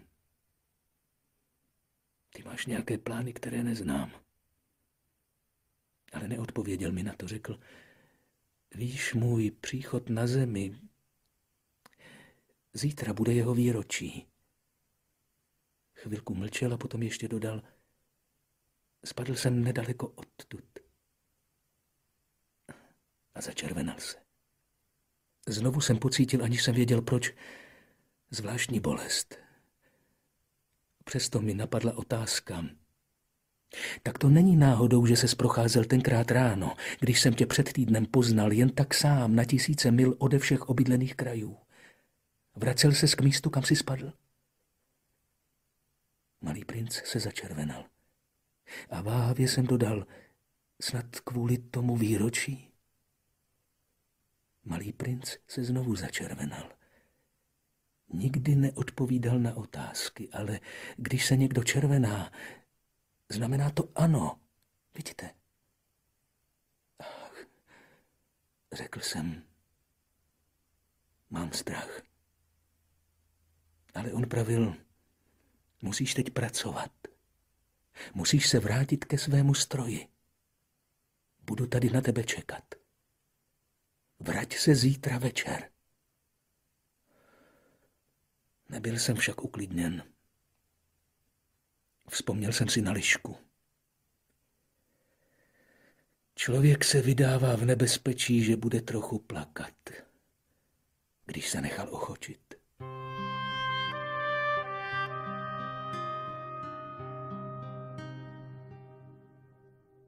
Vedle studny stála stará, pobořená kamenná zeď. Když jsem se druhý den večer vracel od své práce, viděl jsem z dálky malého prince, jak sedí nahoře, nohy svěšeny.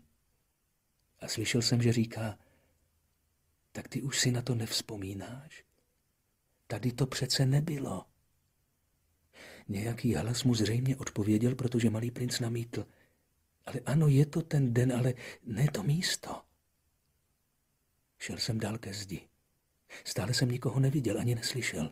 Přesto malý princ někomu zase namítal. Jistě. Uvidíš, kde začíná v písku má stopa. Jen tam nám nečekej.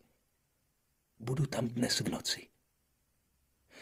Byl jsem už jen 20 metrů od zdi a stále jsem nic neviděl.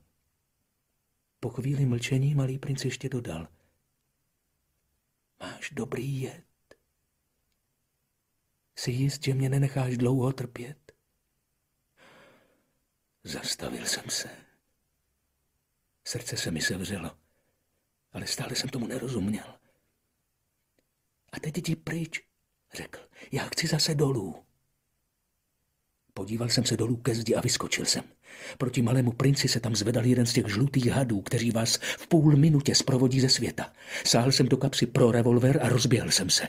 Ale had, sotva mě zaslechl, vklouzl tiše do písku, jako opadá tryskající pramen a bez velkého spěchu se protáhl mezi kameny, zanechává je za sebou lehký kovový šelest. Doběhl jsem ke zdi právě včas, abych zachytil do náruče svého malého prince, bledého jako sníh. Co pak to znamená? Ty se teď dáváš do řeči zády? Sundal jsem mu zlatě žlutý šátek, který věčně nosil kolem krku. Smočil jsem mu spánky, dal jsem mu napít. Neodvažoval jsem se ho teď už na nic ptát. Díval se na mne vážně a objal mě kolem krku. Cítil jsem jeho srdce tlouci jako srdíčko postřeleného, umírajícího ptáčka. Řekl mi: to jsem rád, že jsi přišel na to, co tvému stroji chybí. Budeš moci domů. Jak to víš? Právě jsem mu přicházel oznámit, že proti všemu očekávání se mi práce zdařila. Neodpověděl na mou otázku, ale dodal: já se dnes také vrátím domů. Potom připojil posmutněle: mám to mnohem dál a mnohem nesnadnější. Dobře jsem cítil, že se děje něco neobyčejného. Tiskl jsem ho v náručí jako malé dítě, ale přesto se mi zdálo, že sklouzává někam dolů, do propasti, že nemohu nic dělat, aby ho zadržel. Jeho pohled byl vážný, zahleděný do veliké dálky. Mám od tebe beránka. Mám bedínku pro toho beránka a náhubek. A tesklivě se usmál. Dlouho jsem čekal. Cítil jsem, jak se mu krev pomalu vrací do žil. Ty jsi měl strach, človíčku. Měl strach, to se ví. Ale lehounce se zasmál. Dnes večer se budu bát ještě mnohem víc. Znovu mě zamrazilo pocitem něčeho nenapravitelného. Uvědomil jsem si, jak by to bylo hrozné, kdybych už nikdy neměl slyšet ten smích. Byl mi studánkou v poušti. Človíčku, chci tě ještě slyšet se smát. Malý princ mi však řekl: dnes v noci tomu bude rok. Má hvězda bude právě nad místem, kam jsem loni spadl. Človíčku, vidí, že je to zlý sen, to s tím hadem, se schůzkou a s hvězdou. Ale neodpověděl mi na tu otázku, pravil: nikdy nevidíme to, co je důležité. Ovšem, je to jako s tou květinou. Máš-li v lásce květinu, která je na nějaké hvězdě, rád se v noci díváš na nebe. Všechny hvězdy rozkvétají květinami. Ovšem, je to jako s tou vodou. Ta, které si mi dal napít, byla jako hudba. To pro ten rumpál a pro vás. Vzpomínáš si? Byla tak dobrá. Ovšem, v noci se budeš dívat na hvězdy. Ta moje je příliš malá, abych ti mohl ukázat. Je to tak lépe. Má hvězdička bude pro tebe jednou z mnoha hvězd. Budeš tedy rád pozorovat všechny hvězdy. Všechny budou tvými přítelkyněmi. A pak dám ti dárek. A znovu se zasmál. Ach, človíčku můj zlatý, tak rád slyším tvůj smích. Právě to bude můj dárek. Bude to jako s tou vodou. Co tím myslíš? Lidé mají své hvězdy, jenže ty nejsou stejné. Těm, kdo cestují, jsou průvodci. Pro druhé nejsou ničím než malými světýlky. Pro jiné, pro vědce znamenají problémy. Pro mého biznismena byly zlatem. Ale všechny ty hvězdy mlčí. Ty budeš mít hvězdy, jaké nemá nikdo. Co tím myslíš? Já budu na jedné z nich bydlit, budu se na jedné z nich smát a až se podíváš v noci na oblohu, bude to pro tebe, jako by se smály všechny. Ty budeš mít hvězdy, které se umějí smát. A znovu se zasmál. Až se utěšíš, a člověk se vždycky utěší, budeš rád, že jsi mě poznal. Budeš stále mým přítelem. Budeš mít chuť smát se se mnou. A někdy otevřeš okno jen tak, pro radost. Tvoji přátelé se budou strašně divit, až tě uvidí smát se při pohledu na nebe. Řekneš jim, ano, hvězdy mě vždycky rozesmějí. Budou myslet, že se zbláznil. Vyvedu ti tak pěkný kousek. A opět se zasmál. Bude to, jako kdybych ti dal místo hvězd spoustu rolniček, které se umějí smát. A znovu se zasmál. Potom zvážněl. Víš, ale dnes v noci sem nechoď. Nehnu se od tebe. Budu vypadat, jako by mě něco bolelo. Trochu, jako bych umíral. To už tak bývá. Nechoď se na to dívat, nestojí to za to. Nehnu se od tebe. Víš, taky kvůli tomu hadovi. Tebe nesmí uštknout. Hadi jsou zlí. Mohou uštknout jen tak pro potěšení. Nehnu se od tebe. Ale něco ho uklidnilo. Pravda, na druhé uštknutí už nemají jet. Tu noc jsem neviděl, kdy se vydal na cestu. Zmizel tiše. Když jsem ho konečně dohonil, šel rychlým, odhodlaným krokem. Prohodil jen, ach, ty jsi tady. A vzal mě za ruku. Ale znovu se znepokojil. Neudělal jsi dobře. Zarmoutí tě to. Budu vypadat jako mrtvý, ale nebude to pravda. Mlčel jsem. Víš, je to příliš daleko. Nemohu sebou brát tohle tělo. Je moc těžké. Mlčel jsem. Ale bude to jako stará opuštěná skořápka. Staré skořápky nejsou nic smutného. Mlčel jsem. Poklesl trochu na mysli, avšak zkusil to znovu. Víš, bude to pěkné. Já se budu také dívat na hvězdy. Všechny budou studny se zrezavělým rumpálem. Všechny mi budou dávat pít. Mlčel jsem. To bude hezké. Ty budeš mít 500 milionů rolniček, já 500 milionů studánek. A také se odmlčel, protože plakal. Tady to je. Nech mě jít kousek samotného. Posadil se, protože měl strach. Dodal ještě, víš, moje květina, jsem za ní zodpovědný. Je tak slaboučká a tak naivní. Má jen 4 malé trny, aby ji chránili proti světu. Sedl jsem si. Neměl jsem už sílu stát. Řekl, tak, to je všechno. Ještě trochu zaváhal, potom vstal, udělal krok. Já jsem nebyl schopen se pohnout. U jeho kotníku se jen zablesklo cosi žlutého. Malý princ na okamžik znehybněl. Nevykřikl. Klesl pomalu, jako padá strom. Byl tam písek.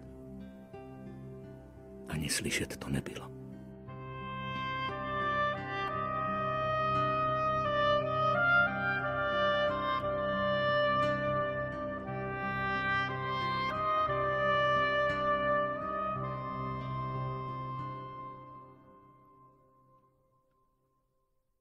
A dnes je tomu jistě už 6 let. Dosud nikdy jsem tu příhodu nikomu nevyprávěl. Kamarádi, když jsem se s nimi zase shledal, byli velice rádi, že mě vidí živého. Já jsem byl smutný, ale říkal jsem jim, to je jen únava. Nyní jsem se už trochu utěšil, totiž ne tak docela, ale vím dobře, že se vrátil na svou planetu. Neboť za svítání jsem jeho tělo už nenašel. Nebylo tak těžké. Rád naslouchám za noci hvězdám. Je to jako 500 milionů rolniček. Ale víte, něco tu není v pořádku. K náhubku, který jsem malému princi nakreslil, zapomněl jsem připojit řemínek. Nikdy ho asi nemohl beránkovi připnout. Říkám si tedy, co pak se asi na jeho planetě přihodilo. Je možné, že beránek spásl květinu. Hned si však pomyslím, to jistě ne. Malý princi přece dává každou noc pod skleněný poklop a beránka si dobře hlídá. A tu jsem šťasten a všechny hvězdy se tiše smějí. Potom si zase říkám, někdy je člověk roztržitý a hned se stane neštěstí. Jednou večer třeba malý princ se zapomněl na skleněný poklop, nebo se beránek za noci tiše vykradl. A tu se mi všechny rolničky mění v slzy. V tom je velká záhada. Pro mne jako pro vás, kteří máte malého prince rádi, nebude vesmír stejný, jestliže někde nějaký beránek, kterého neznáme, spásl nebo nespásl růži. Podívejte se na nebe. Ptejte se, spásl nebo nespásl beránek květinu. Uvidíte, jak se hned všechno změní. A žádný dospělý nikdy nepochopí, že je to tak důležité.